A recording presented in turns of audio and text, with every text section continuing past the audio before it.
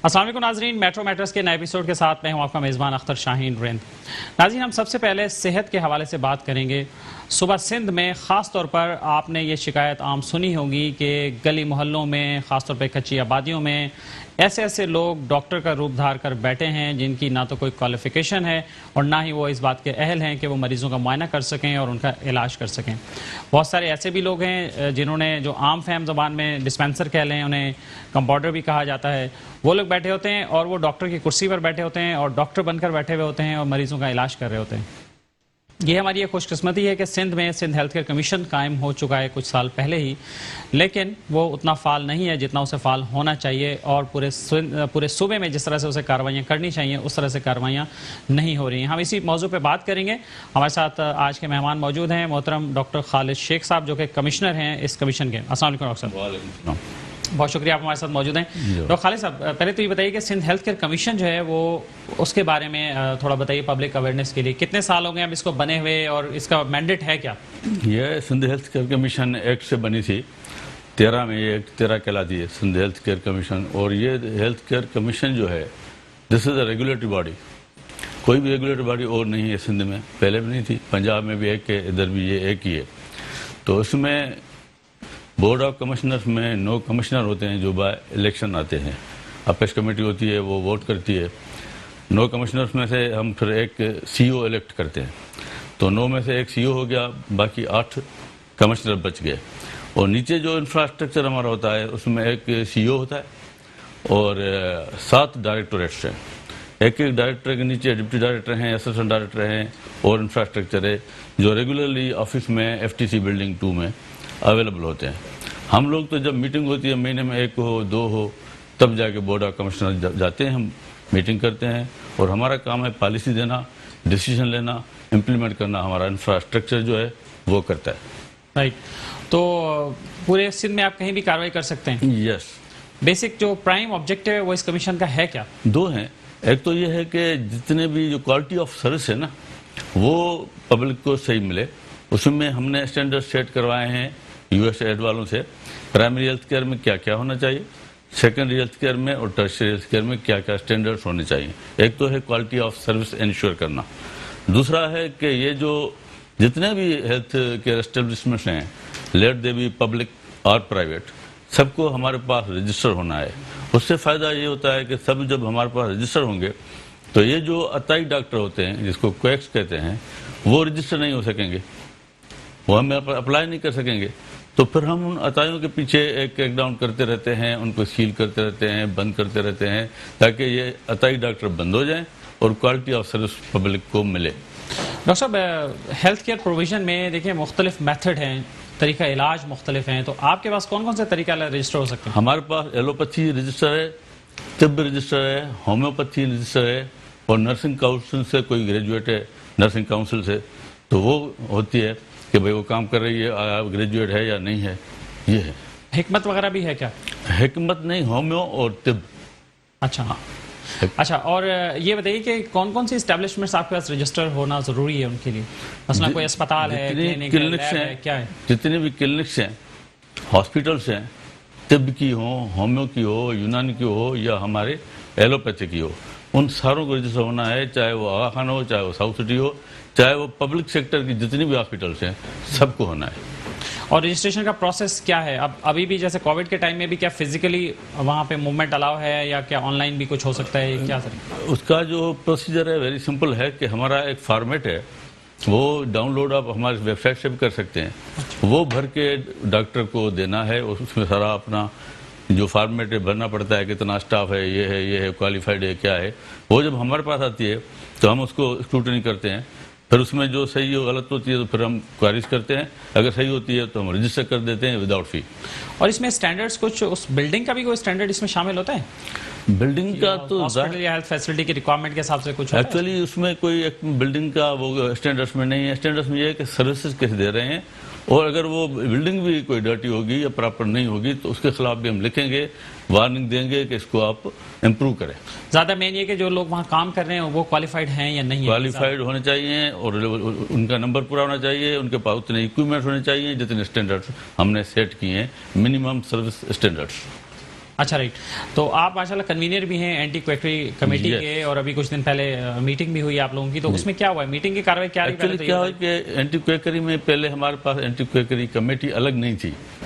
Accounts and finance committee इसको deal करती थी और डायरेक्टर एंटी क्वेकरी और उसका नीचे वाला स्टाफ काम करता था। अच्छा, अभी हमने फरवरी में एक नई एंटी क्वेकरी कमेटी नोटिफाई की, उसमें मैं कन्वीनर बना और हमारे 2 मेंबर हैं, जवाद खान हैं और दूसरा हमारे प्रोफेसर रज़ाक साहब हैं। तो फिर उसके फरवरी में हमारा ये नोटिफाई हुआ, तो फिर फरवरी में एक हमने मीटिंग की। तो जितने भी हॉस्पिटल्स हमारे पूरी सिंध में इंफ्रास्ट्रक्चर काम करता है, तो उन्होंने जितने भी सील किए थे ना, तो डी सील करने के लिए, खोलने के लिए प्रोसीजर है। ऐसे नहीं है किसी की हम सील करके आए और किसी दोस्त ने फ़ोन किया यार इसको तो छोड़ें, खोल दे, कोई नहीं खोल सकता। उसको प्रॉपरली अप्लाई करना पड़ेगा, फॉर्मेट बनना पड़ेगी, फिर हमारे पास बोर्ड में वो आएगी, बोर्ड में उसकी पेनलाइज होगा, और अगर क्वेक होगा तो वो तो डी सील होगा ही नहीं। और अगर कोई डॉक्टर है तो उस पर पेनल्टी लगा के, चाहे 25,000, 10,000, मतलब 50,000, 1 लाख कितने तक रुपया पेनल्टी लग सकती है? पेनल्टी। हमारे जो पावर्स है ना, फर्स्ट क्लास मजिस्ट्रेट जितने हैं, हम 5 लाख तक पेनल्टी लगा सकते हैं। अच्छा, कहीं मिस मैनेजमेंट होती है, कहीं कोई पेशेंट ट्रीट सही नहीं होता, कंप्लेंट आती है, तो 5 लाख तक भी हम रख सकते हैं, कंप्लेंट में डाल सकते हैं पेनल्टी। और वो पेनल्टी आप सब पूछेंगे कि कौन रिकवर करेगा, that is to be recovered as revenue arrears. अच्छा, ठीक है, तो उसमें फिर हमारे खिलाफ अगर किसी को ग्रीवेंस है कि भाई ये ज़्यादा पेनल्टी मुझे लगी, ज़्यादती हो गई, तो वो अपील में जा सकता है डिस्ट्रिक्ट सेशन जज के पास। अच्छा, यस, वो अपीलेट अथॉरिटी है। अच्छा, राइट। तो ये वैसे इसका मिनिमम, अगर आपने किसी फैसिलिटी को सील किया है किसी भी खिलाफवर्जी की वजह से, तो वो कम से कम कितने दिन तक सील रहती है? उसका कोई डेज मुकर्रर है या डेज अगले कोई दिन भी मुकर्रर खुल नहीं सकती है, है? ये है नहीं, डेज कोई मुकर्रर नहीं है। वो हमारे पास आएगा, आके बताएगा सारी कहानी और अप्लाई करेगा फॉर डी सीलिंग। हम उसको एग्जामिन करेंगे, फिर उसकी इंस्पेक्शन करवाएंगे। अभी अगर कोई क्वेक था वहाँ पे, तो उसको तो हम डी सील नहीं करेंगे ना। अगर कोई डॉक्टर है, कहता है साईं मैं उठ गया था, जैसे डॉक्टर्स भी बहुत बातें करते हैं ना कि साईं मैं उठ गया था, पीछे डिस्प्ले पर बैठा था, अभी मैं लिख के देता हूँ एफिडेविट, आज के बाद ऐसे नहीं होगा, तो फिर उसको हम कंसिडर करते हैं, पेनलाइज करके खोलते हैं। या कोई डॉक्टर है ऐसे रेंटेड, वो होते हैं ना, बोर्ड लगा दिया, पैसे लेते हैं, तो उसको अगर हम डी सील करेंगे पेनल्टी लगा के, डॉक्टर से अंडरटेकिंग लेके, तो दोबारा फिर हम उसको रिविजिट करेंगे। अगर रिविजिट में भी वो नहीं बिठा होगा तो फिर हम उसको नहीं खोलेंगे। इसी पर एक बात मैं अपने नाज़रीन के लिए बता दूं। नाज़रीन, हमारे स्क्रीन पर हमारा फ़ोन नंबर आ रहा है, और अगर आपको भी सिंध हेल्थ केयर कमीशन से मुतालिक कोई सवाल पूछना हो, कोई शिकायत हो, या किसी भी हवाले से आपको मालूमात चाहिए, तो डॉक्टर खालिद शेख साहब हमारे साथ प्रोग्राम में मौजूद हैं। आप हमें डायरेक्ट कॉल कर सकते हैं और डॉक्टर खालिद शेख साहब आपसे बात करेंगे और आपको रिस्पॉन्ड भी कर सकते हैं। हमारा नंबर जो है वो स्क्रीन पर आ रहा है और आप हमें कॉल भी कर सकते हैं अभी भी। अच्छा, तो ये उसका जैसे ऐसी एग्जांपल्स भी हैं कुछ, ये शिकायत भी सुनने को मिलती हैं, कोई स्पेसिफिक नहीं है, लेकिन वैसे कुछ लोग ये शिकायत करते हैं कि जी सील हो गया तो क्या हुआ, कोई बात नहीं, हम अगले दिन ही जाएंगे और सील खुलवा लेंगे। वो ऐसे खुलती नहीं है जल्दी, उसमें टाइम भी बहुत लग जाता है। और कोई कोई लोग तो ऐसे भी हमारे एकरास आए हैं कि जाके खुद उन्होंने डी सील कर दिया है। अच्छा, और उस पर कल भी पहली वाली मीटिंग में भी मैंने पहले फरवरी में मीटिंग की थी, फिर 6 अप्रैल पे मीटिंग की है, तो उसमें मैंने स्ट्रिक्टली ऑर्डर्स दिए हैं अपने इनको कि जो भी डी सील खुद करता है विदाउट एनी डिले उसके खिलाफ FIR कटवा दो। वो FIR में जब केस में घूमेगा तो फिर उसको तकलीफ भी होगी और फिर दोबारा कोई और डेयर नहीं करेगा डी सील करने का। और एक और बात मैंने आपको बताना चाहता हूँ कि जैसे आपको फंक्शन में बता रहा था कमीशन के, उसमें यह है कि हम कंप्लेंट्स भी सुनते हैं। अच्छा, और कंप्लेंट जहाँ भी पेशेंट गया, उसको मिसमैनेज हुआ, ज्यादती हो गई, कोई गलती से मर गया, किसकी टांग खराब हो गई, किसी आंख खराब हो गई, तो वो कंप्लेंट कर सकते हैं। उसका प्रोसीजर ये है कि वो उसी इंस्टीट्यूशन को कंप्लेंट करे। अगर वो नहीं सुनते हैं तो हमारा एक फॉर्मेट है, हमको कंप्लेंट करे। जब हमको कंप्लेंट करेगा तो हम उसी सब्जेक्ट के 2 स्पेशलिस्ट, आगा खान से, इलाका नेशनल से, कहीं भी बड़े हॉस्पिटल से बड़े प्रोफेसर बिठा के एक अपना ऑफिसर बिठा देंगे, वो फिर और डिटरमिन करेगा कि वाकई नेग्लिजेंस है या नहीं है। अगर नेग्लिजेंस डिटरमिन होगी तो फिर हम उस पर पेनलाइज करेंगे उसी हिसाब से। और ऐसे अगर कंप्लेन अभी कोर्ट्स में भी जाती है ना, तो कोर्ट्स भी हमारे पास रेफर करती हैं कि हेल्थ केयर कमीशन इसकी इंक्वायरी करके बताए कि आया इसमें नेग्लिजेंस हुई है क्या नहीं। इवन हमारा डिपार्टमेंट है, हेल्थ डिपार्टमेंट, तो वो भी हमारे पास भेजता है। इस पर भी और भी आपसे बात करता हूँ। और ये बताइए कि जब आप सील करते हैं, तो जैसे कंप्लेन आती है, सील करते हैं, आप अचानक आप खुद जाके चेक करते हैं, तो उस वक्त सिर्फ सील करने की कार्रवाई होती है या उस वक्त भी कोई FIR होती है या कोई और इस तरह का, या सिर्फ फाइन वाली कार्रवाई होती है? जो सिर्फ जब सील करते हैं तो FIR नहीं होती, उधर हमारा लोग जाते हैं, ज़ाहिर है लोग नहीं करने देते हैं, करने तो हमारे साथ कोऑपरेशन होती है पुलिस की भी, लॉ इन्फोर्समेंट एजेंसी की, मजिस्ट्रेट की, या इवन हम रेंजर्स को चाहें तो वो भी हमारे साथ देते हैं। अच्छा। ताकि हमें कोई मुश्किल ना आए। आप उन्हें भी ऑन बोर्ड लेके चलते हैं? कर सकते हैं हम। लेकिन माजी में ऐसे कई वाकयात हुए हैं कि क्लिनिक पर कार्रवाई के दौरान हमला हो गया है हेल्थ केयर कमीशन की टीम पर, तो फिर ऐसे वाकयात में क्या हुआ है और अब तक ऐसे कितने वाकयात हुए हैं, उस पर कोई सजा मिली है किसी को? ऐसे ज़्यादा नहीं हुए, कोई 2-4 हुए हैं। उसमें फिर हमने उनको एक तो परमानेंटली सील कर दिया है और उस पर पेनल्टी भी बहुत बड़ी 5-5 लाख लगा दी है और उनके खिलाफ FIR भी कटवा दी है, जो कोर्ट में केस चल रहे हैं। अच्छा, अभी भी कोर्ट में केसेस चल रहे हैं।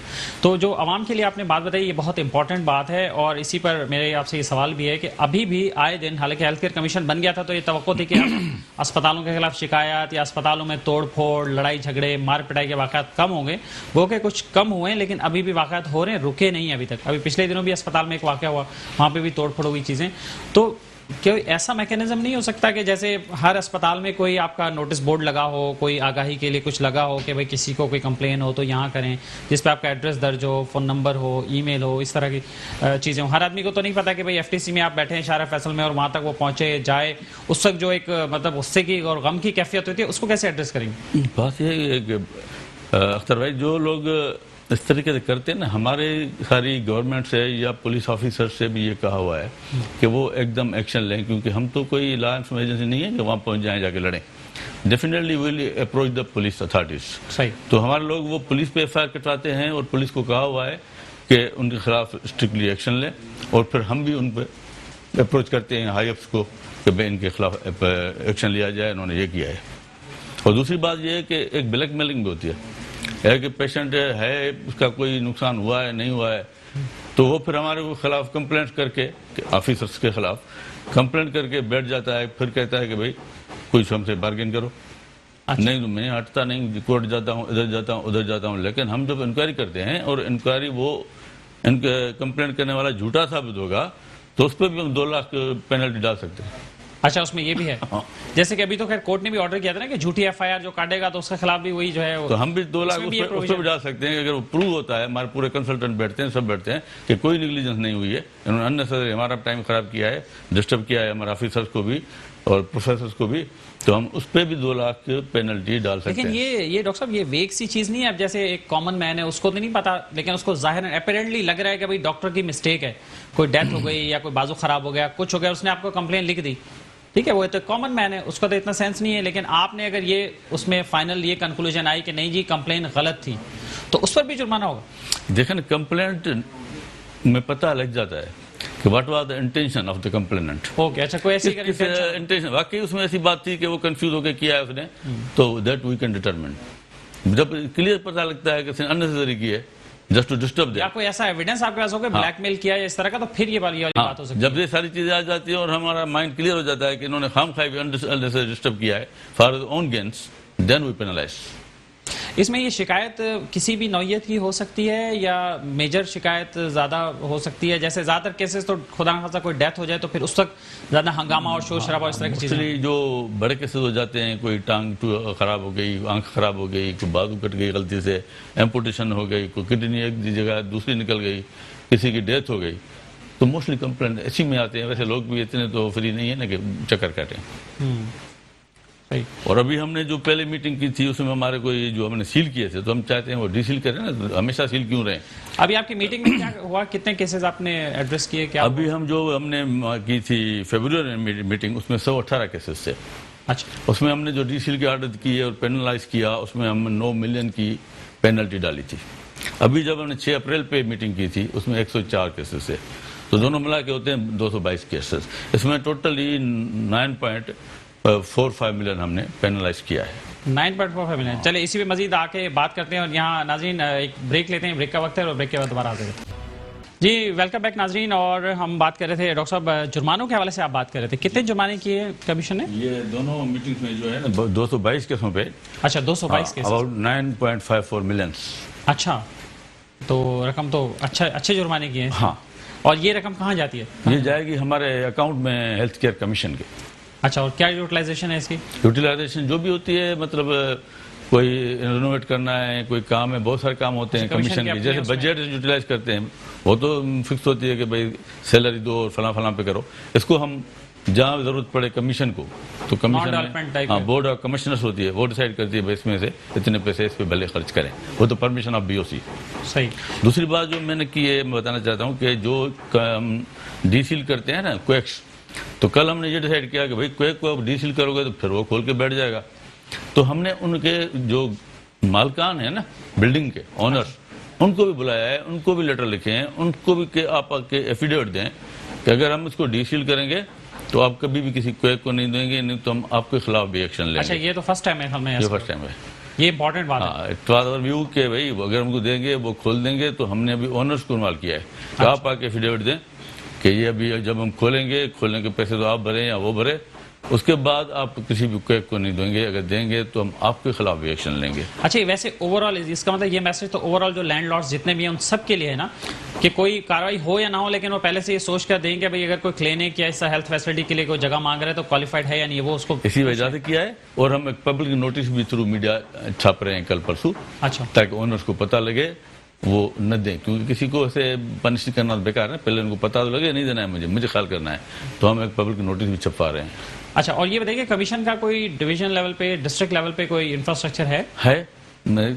कम है, जैसे लाड़काना में है, सखर में है, मीरपुर खास में है, क्या है वहाँ पे? कोई एक बंदा होता है, कोई फोकल नहीं, पर्सन है, कहीं या तीन है, ऑफिस या कहीं क्या दो है? हैं, अच्छा। इस तरीके से हैं और वो काम करते हैं। अभी लेकिन प्रॉपर ऑफिस भी है क्या कहीं? ऑफिस भी हैं उनकी, अच्छा। छोटी मोटी, कहीं डीएचओ से लिए, कहीं रेंट पे लिए, क्या लिया है। अभी कैसे क्या है बेसिकली कि एचआर जो है ना हमारे पास कम है। अभी हमने एचआर सारा जो है कोई 60-70 लोग हायर कर रहे हैं, ताकि उनको एचआर पूरा हो तो वो काम कर सकें, और वो हम हायर कर रहे हैं थ्रू आईबीए सखर, ताकि वो गलत कोई अप्रोच या इस पे न उठें।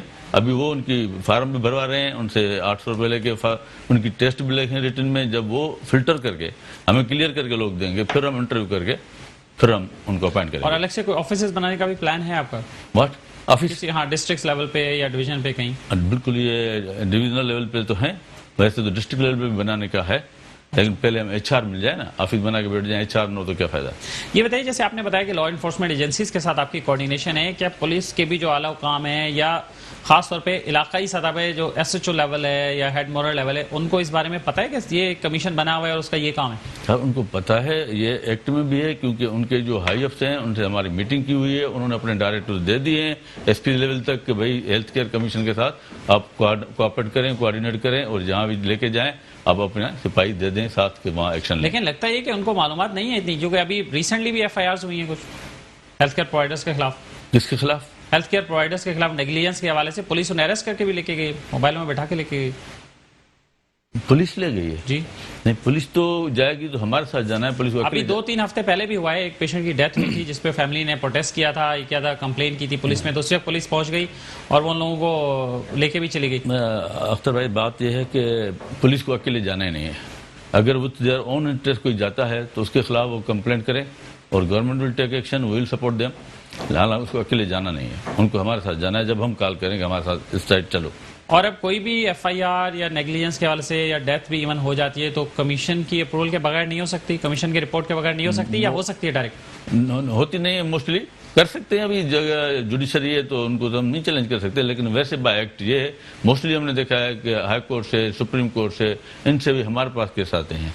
जैसे ये लड़की है कि छोटी बच्ची डेथ हो गई थी, गोली लगी थी इसमें नेशनल मेडिकल सेंटर में, तो सुप्रीम कोर्ट ने वो भी केस हमारे पास भेजा था कि आप इंक्वायरी करके दें कि मेडिकल नेग्लिजेंस हुई है या नहीं है, ताकि हम और एक्शन लें।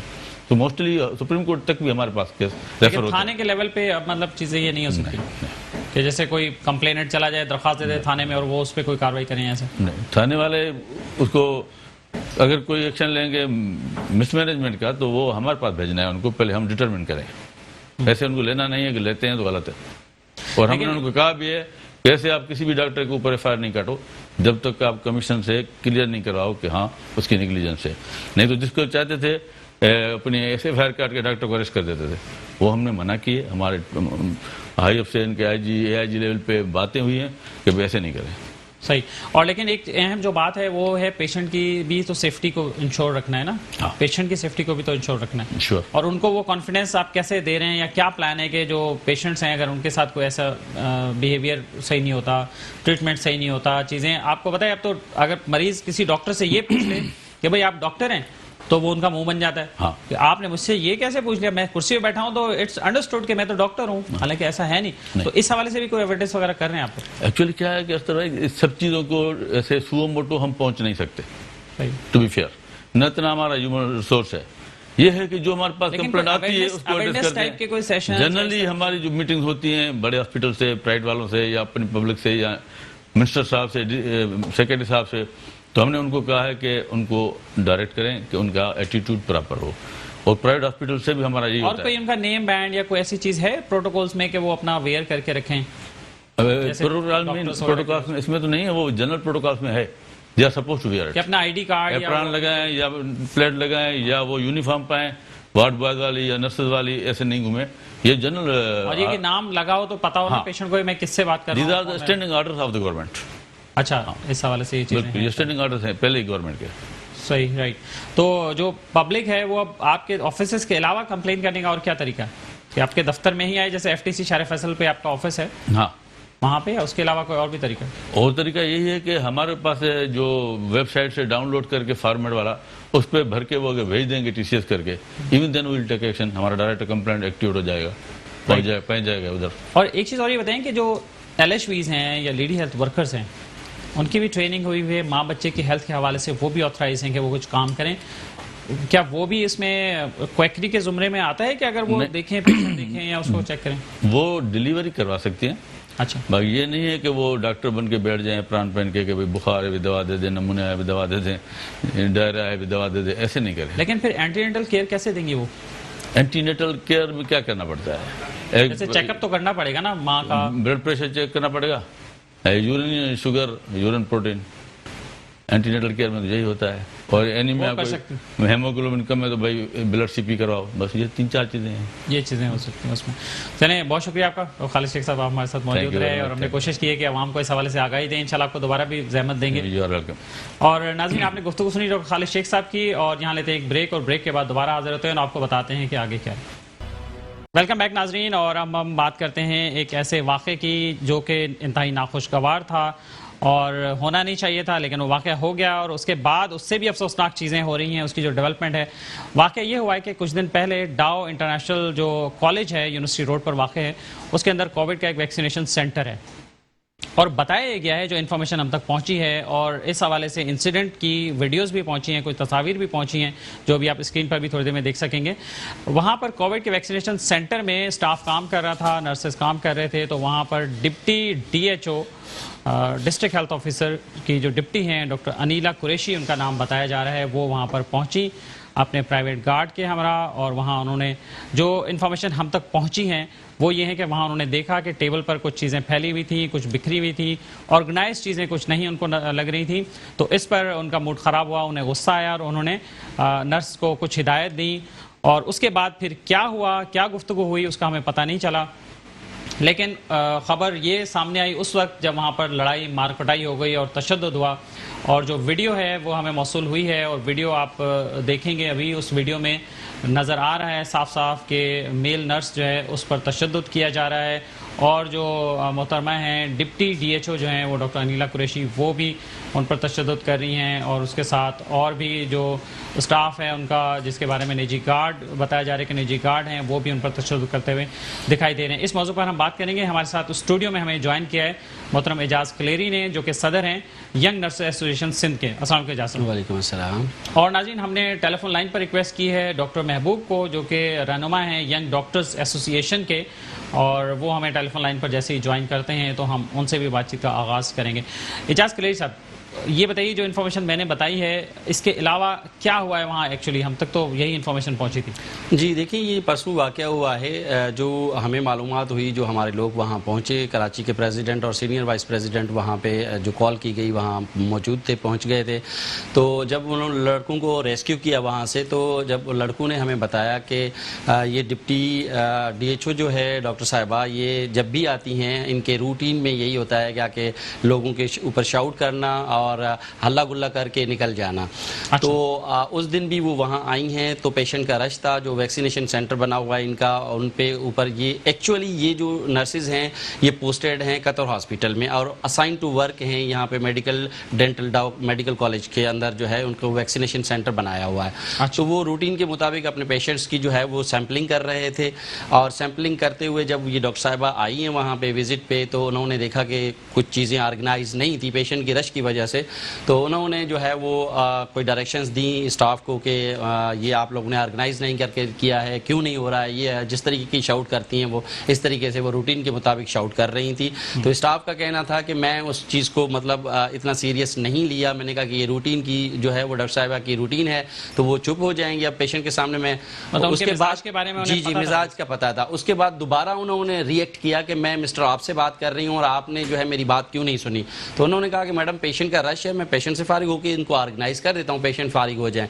तो उस पर उन्होंने कहा कि जो है ना आप गेट आउट, आप यहाँ से मुंह उठा के निकल जाओ और ये करो, इस तरीके की बातें की। तो लड़का उस टाइम पे उन्होंने कहा कि मैडम का जो बिहेवियर है वो ठीक नहीं है इस वक्त और गुस्से में है, तो मैं थोड़ा सा साइड पे हो जाता हूँ जब तक ये इनका मूड ठीक हो जाए। तो वो आगे निकलने की कोशिश कर रहा था, तो उन्होंने फिर डायरेक्शन दी अपने निजी गार्ड को कि इनको पकड़ के घसीट के मारते हुए ऑफिस में लेके आ जाओ। तो गार्ड ने उसकी डायरेक्शन पे उसको मारना पीटना शुरू किया और घसीट के MS के ऑफिस में ले गए। अब जो वीडियो शेयर हुई है वहाँ MS ऑफिस की है, MS साहब उनको छुड़ा रहे हैं और डॉक्टर साहिबा जो है उनको मार रही है। उस बीच में निजी गार्ड आते हैं और वो फिर मारना शुरू कर देते हैं स्टाफ को। तो ये वाकया है और इस वाकये के लिए हमने ये रिक्वेस्ट की थी हेल्थ डिपार्टमेंट को। पहले दिन ही हम लड़कियों को लेके डिपार्टमेंट में पहुंच गए थे और एडिशनल सेक्रेटरी दादुल ज़ोरानी साहब के सामने उनको पेश किया था कि सर ये वायलेशन हुई है और कोई कानून ऐसा पाकिस्तान में नहीं है जो कि किसी भी ऑफिसर को ये फिजिकल वायलेशन की इजाज़त देता हो। अगर कोई भी ऑफिस वहाँ पे सब ऑर्डिनेट काम कर रहा था और उन्होंने कोई गलत चीज़ें मिस ऑर्गेनाइज थी या उनकी परफॉर्मेंस पुअर थी, तो ऑफिसर का काम है कि उनकी ऑब्जर्वेशंस देना और उनको रिलीव कर देना या उन सेक्रेटरी हेल्थ को या बाला ऑफिसर जो भी हैं एडमिनिस्ट्रेटिव डिपार्टमेंट के, उनको कंप्लेन लॉन्च करना, ना कि उनके ऊपर जो है मारपीट करना और उनके ऊपर जो है तशद्दुद करना। सेकंड, दूसरी बात यह है कि जब वहाँ पे हम गए तो एडिशनल सेक्रेटरी साहब ने बिहाफ ऑफ डिपार्टमेंट के माजरत की, सॉरी की कि आप फ्रंट लाइन फोर्स के तौर पे काम करते हैं, हमारे स्टाफ हैं, तो मैं सॉरी करता हूँ कि ये फिजिकल वायलेशन जो हुई है ये किसी को इजाज़त नहीं है, कोई भी भली ऑफिसर हो। और उन्होंने जो है हमसे प्रॉमिस किया था कि हम इसकी इंक्वायरी जो है करवाएंगे और न्यूट्रल इंक्वायरी होगी। और उनकी यकीन दहानी के ऊपर हम जो है वो वापस आ गए और जैसे ही मेरे बच्चे वहाँ से वापस आए हैं तो उनके ऊपर जो है वो डॉक्टर साहिबा ने जो गुलिस्तान जोर थाने में उनको जो है बंद करवा दिया और फ़ोन करके कहा कि मैं इनके खिलाफ FIR कटवा रही हूँ, आप इनको बंद करें। जब पुलिस ने उनसे रब्ता किया कि अगर आप FIR कटवाना चाहती हैं डॉक्टर साहिबा, आप आ जाएं हमारे पास फिजिकली, आप स्टेटमेंट दें ताकि फिर हम जो है आगे प्रोसीजर को एडॉप्ट करें, मगर वो 7 से 8 बजे तक नहीं आई। 4 बजे तक हमारे बच्चे बिठाए गए, 4 से 8 बजे तक। एजाज साहब, इस पे हम कंटिन्यू करते हैं और डॉक्टर महबूब हमारे साथ लाइन पे। डॉक्टर महबूब, आपको आवाज़ आ रही है? आपकी अच्छा, डॉक्टर महबूब आप गुफ्तगू सुन रहे हैं, एजाज कलेरी साहब बात कर रहे हैं, ये अपनी बात मुकम्मल कर लें तो फिर हम आपसे भी बात करना चाहेंगे। जी एजाज साहब, तो फिर क्या हुआ? जी, वहाँ पे जब मैं पहुँचा हूँ और मेरे बाकी अहदेदारान पहुँचे हैं, हम जाके पुलिस से बात की। हमने कहा कि देखें कि आपके पास अगर बच्चे आए हैं उनको आपने लेटर देना है MLO के लिए, ना कि उनको बिठा देना है या किसी की कॉल के ऊपर या किसी की डायरेक्शन लेने के ऊपर आप किसी को बंद कर सकते हैं। अगर उनके साथ कोई डॉक्टर साहिबा के साथ कोई इशू हुआ है तो वो भी अपनी प्रोसीजर को एडॉप्ट करें और वो लेटर लें और मेडिकल लीगल के पास जाएं और वो सारी चीज़ें करवाएं, उसके बाद जो भी डिसाइड होता है वो कर लें। मगर हमने वहाँ पे रिक्वेस्ट करके और अपने बच्चों को रेस्क्यू किया, वहाँ से लेटर लिया है, हम वापस आ गए हैं JPMC में, हमने MLO करवाया है और अभी तक जो है हमने कोई कानूनी कार्रवाई नहीं आगे बढ़ाई क्योंकि डिपार्टमेंट को हमने एतमाद में लिया था।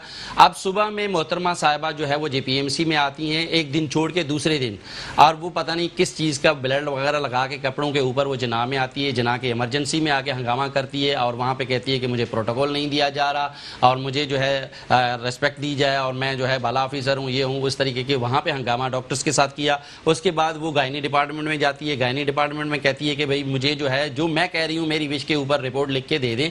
जब डॉक्टर्स हजरात ने वहाँ पे भी इसको मना किया कि इस तरीके से हम नहीं कर सकते, आप लेटर लेके आ जाएं, उसके बाद जो भी चीज़ें होंगी हम एग्जामिनेशन करेंगे, उसके बाद आपको चीज़ें लिख के दे देंगे। मगर वहाँ पे भी इमरजेंसी डिपार्टमेंट गायनी में भी बदतमीजी की डॉक्टर हजरात के साथ। ये सारा बैकग्राउंड में बता रहा हूँ उस ऑफिसर का जो कह रही है कि मेरे ऊपर जो है वो तशद्दुद किया गया या मुझे मारा हम इस पीटा पे गया। डॉक्टर महबूब से बात करते हैं। डॉक्टर महबूब, आपने ये वाक़या सुना और आपके पास क्या मालूमात है कि वहाँ पे क्या हुआ? कोई न्यूट्रल ओपिनियन आया आप लोगों के पास? हमें जो इतलात जो मिली है दोनों की साइड की, इसमें अभी बिल्कुल कोई कंप्लीट बयान नहीं है। तभी हम इस चीज को, पहली बात ये कि हम दोनों जो दोनों हमारे हेल्थ वर्कर्स हैं, डॉक्टर भी है हो या नर्सेज भी हो, दोनों हमारे हेल्थ डिपार्टमेंट की हेल्थ वर्कर्स हैं। As a GHA focal person मैं दोनों के लिए मजम्मत करता हूँ कि हमारे डिपार्टमेंट में आप को इस चीज को एज ए वायलेंट नहीं बनाएं। और हेल्थ डिपार्टमेंट से आज भी हमारी मीटिंग हुई थी जिसमें YNA के प्रेसिडेंट रजाक कलेरी भी थे, जिसमें हमने ये शर्त रखी है कि इस चीज को, फैसले को न्यूट्रलाइज करके न्यूट्रल कमेटी बनाई जाए, जिसमें कमेटी के हिसाब से फैसला हो कि जिसमें जिसका कसूर हो उसको पनिशमेंट दी जाए according rule and regulation of health department.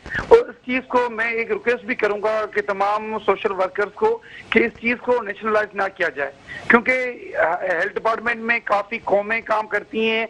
एक कौम को लेके दूसरी कौम को लेके फड्डा उठाना ये एक गलत बात है। इस चीज को हम बैठ के इस चीज को फैसला करेंगे कि इस चीज में जिस चीज का भी किसी अगर डॉक्टर का कसूरवार है तो उसको अकॉर्डिंग रूल रेगुलेशन पनिशमेंट दी जाएगी, अगर नर्स का इशू है तो उसके हिसाब से इसको पनिशमेंट दी जाएगी। डॉक्टर YDA जो है वो डॉक्टर्स की एक नुमाइंदा तंजीम है और जाहिर है कि डॉक्टर, नर्सेज, पैरामेडिक्स सबका एक अहम किरदार है हेल्थ सिस्टम को चलाने में। आपने वो वीडियो देखी होगी, आपकी नज़र से गुजरी है वो वीडियो, तशद्दुद की जो वीडियो है आपने देखी है? शर्म की महसूस हुई कि हमारे हेल्थ वर्कर्स दोनों एक ही डिपार्टमेंट का होते हुए इस तरह आपस में लड़ रहे हैं। एज ए सीनियरिटी बैठ के उनको फैसले करने चाहिए डिपार्टमेंट के रूल के मुताबिक, इस तरह नहीं करने चाहिए। ऐसा होना तो ऐसा ही चाहिए कि दोनों ने डिपार्टमेंट की वायलेंस की है। अगर देखो, पहली बात यह कि आपने एक प्रॉपर इंक्वायरी बिठाई, कल लोग उन पे, हमारे जो कोलिग्स हैं हेल्थ वर्कर्स जो नर्सेज हैं उन पर FIR कर दी गई है। आप हेल्थ डिपार्टमेंट को इंटरवेन करो, health department, health minister, health secretary को इंटरवेन करके फिर फैसले किए जाते हैं। लेकिन लगता तो डॉक्टर साहब ये है कि महकमा सेहत को इससे कोई परवाह नहीं है, इससे कोई फिक्र नहीं है उनको कि कोई गिरफ्तार हो रहा है, लड़ रहे हैं, मर रहे हैं लोग वहां पर। तो उन्होंने ऐसे ही वर्बल इंस्ट्रक्शन पे और बस सरसरी सी मालूमात की बुनियाद पर एक उन्होंने शोकॉज पहले निकाला, मतलब वाक़े के फौरन बाद ही, और बगैर इसके कि भाई इंक्वायरी कमेटी ऑफिशियली कंस्टिट्यूट होती, वो इंक्वायरी कमेटी के लोग वहाँ जाते, लोगों से मिलते, वहाँ मालूमात लेते, उसके बाद कोई ओपिनियन बनता या कोई न्यूट्रल एक वो आता। लेकिन ये जो अभी हेल्थ डिपार्टमेंट का शोकॉज आया, ये तो एक वन साइडेड नहीं लगता? हाँ, वन साइडेड है। इसको हमने आज खुद आज GHA के प्लेटफॉर्म पे हमने हेल्थ डिपार्टमेंट ऑफिसर से बात की है कि इस इंक्वायरी को न्यूट्रल इंक्वायरी बिठाई जाएगी, जिसमें डॉक्टर, हेल्थ वर्कर, जो नर्सेज है उनके खिलाफ जो भी इंक्वायरी फैसला करेगी वो हमें कबूल होगा। इस तरह वन साइडेड फैसला ना करें।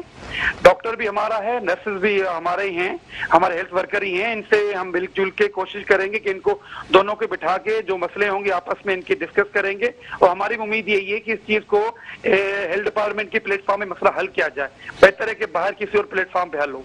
जी डॉक्टर साहब, आप हमारे साथ लाइन पे रहिए और हम नाज़रीन कोशिश कर रहे हैं डॉक्टर अनीला कुरैशी से भी रब्ता करने की, और उनके फ़ोन पर भी मुस्तकिल हम कॉल करने की कोशिश कर रहे हैं। अगर वो हमारा फ़ोन पिक कर लेती हैं तो हम उनका मौक़िफ़ भी ज़रूर शामिल करना चाहेंगे ताकि वो भी बता सकें कि क्या हुआ है वहाँ पर वाक़या।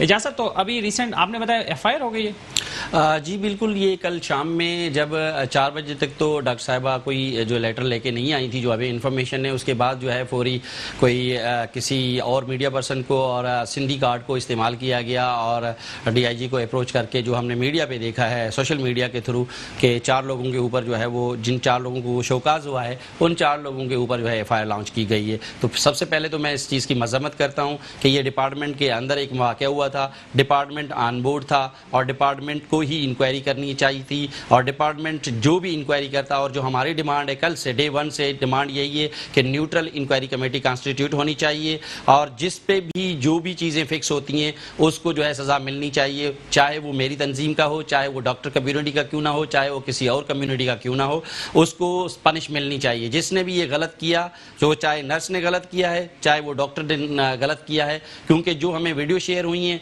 और जो स्टेटमेंट आई हैं, जो फुटेज आए हैं, उसके तहत हमने बात की है, और अंदर की बात का हमें नहीं पता कि ये शुरुआत कहाँ से हुई। जब तक ये प्रॉपर कॉन्स्टिट्यूट नहीं होगी इंक्वायरी और तमाम चीज़ों का पता नहीं चलेगा, तो ये एक तरफा जो डिपार्टमेंट ने शोकाज निकाला है, पहले तो सबसे पहले ये मजम्मत करता हूँ उस चीज़ की कि शोकाज नहीं निकलना चाहिए था।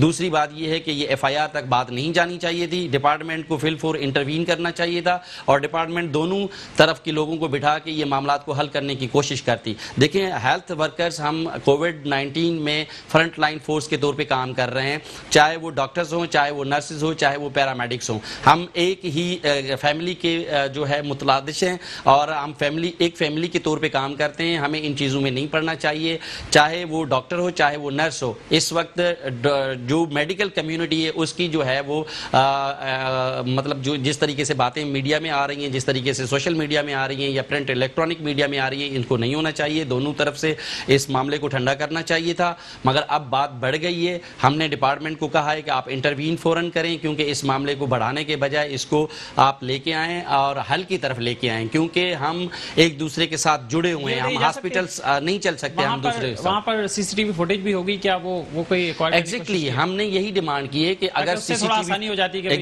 एग्जैक्टली वहाँ पे अगर CCTV फुटेज मौजूद हैं, वहाँ पे कैमरा लगे हुए हैं, तो उनकी मदद से देखना चाहिए कि पहल किसने की, बदतमीजी किसने की है, और मामला कहाँ यहाँ तक क्यों आया है। ठीक है, और हमने डॉक्टर अनिला कुरैशी से हमने रब्ता किया, उन्होंने टेलीफोन अटेंड किया है, लेकिन उन्होंने कहा कि वो बिजी हैं और अभी बात नहीं कर सकती, बाद में बात करेंगे। बहरहाल हमने उन्हें अपॉर्चुनिटी दी है, और आगे भी उनके पास ये मौका है कि अगर वो अपना मौक़िफ़ देना चाहें तो हमारी टीम से रब्ता कर सकती हैं। डॉक्टर महबूब, आपके क्लोजिंग रिमार्क्स क्या होंगे? अब ये अच्छा तो नहीं है कि कोविड की तीसरी लहर चल रही है और वहाँ पर कोविड का वैक्सीनेशन सेंटर है और वहाँ काम भी डिस्टर्ब हुआ, सारी चीज़ें भी डिस्टर्ब हुई, और ये जो एक तनाव वाली सूरत हाल है नर्सेज में भी, और ज़ाहिर डॉक्टर कम्युनिटी से उस खातून का ताल्लुक है तो उसमें भी, तो अब इसको अमीकेबली हल करने के लिए क्या हो सकता है?